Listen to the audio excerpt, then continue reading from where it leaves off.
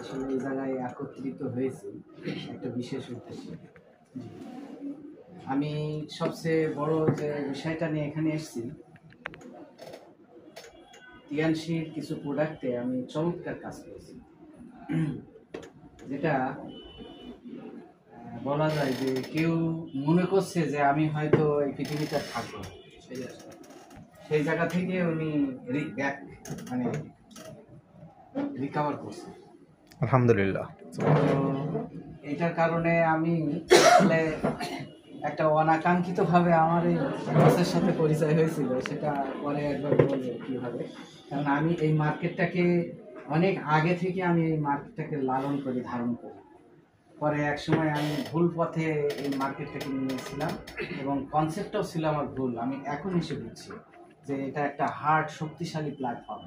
তো সেই প্ল্যাটফর্মটা আমার ছিল, কিন্তু প্ল্যাটফর্মটা চিনতে গেলে যে সেই সময় একটা টেকনিক ছিলাম যে 3টে পি জানতে হয় আর কি, যে প্ল্যান, প্রোডাক্ট, এরকম 3টে বিষয় জানতে হয়।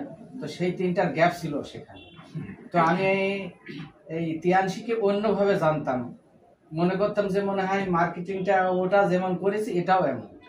কিন্তু জাহাঙ্গীর ভাই যে আমার কনসেপ্টটাই চেঞ্জ করে দিল, যে আবার নতুন করে শুরু করা যায়। তো আসলে আমি এই যে আমি মাঝে মাঝে বলছি কি এই বয়সে করা যায়, আসলে আর একটু বয়সের ব্যাপারটাও বলি। মানে আমি চেষ্টা করি যে আমার ইয়াংনেসটাকে আমি ধরে রাখার জন্য কিভাবে কি আমি চেষ্টা করি। আমি আমার এই মার্চে 49তম জন্মদিন পালন করলাম। এখন এই বলতে বলতে আসছিলাম যে আপনার বয়স কত, বলছে 30। আমি বললাম আপনার হাতে এখনো 20 বছর আছে। তো দেখেন, একটা মেয়ে আমার কাছে আসছিল এই তিয়ানশির কি জন্য আমি মানে প্রেমে পড়ে গেলাম আর কি তিয়ানশির, এবং সামনে এমন হিউজ ভাবে কাজ করব সেটা মানে আমি আমার ব্রেন উনি যখন কথা বলছিল আমি অন্য জায়গায় চলে গেছিলাম। মানে কাদের নিয়ে কাজ করা যায়, কিভাবে কাজ করা যায়, কিভাবে স্বপ্নটা তৈরি করা যায়, ওই রকম। স্যার আমার হঠাৎ জিজ্ঞেস করছে যে কত টাকা, আমি কিন্তু মানে আবার ফিরে আসছি। মানে উনি কথা বলছে, আমি চিন্তা করছি ওই রকম, ঠিক আছে। তো সেই হিন্দি একটা সিনেমায় একজনকে স্বপ্ন দেখাচ্ছিল, বলছে যে আপনার স্বপ্ন কেমন, তো বলছে আসমান তক স্বপ্ন দেখা তো ঝাড়ি কা পূরণ হতা है।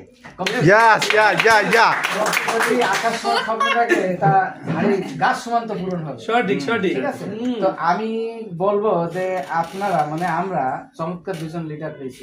আমার কাছে সবচেয়ে ভালো লাগে যে আজকে পরিবেশ দেখে যে বস কিভাবে সকালে চোখ মুছতে মুছতে আমার কাছে যে হাজির, আমি ঘুমতে উঠতে পারিনি, চলে গেছে।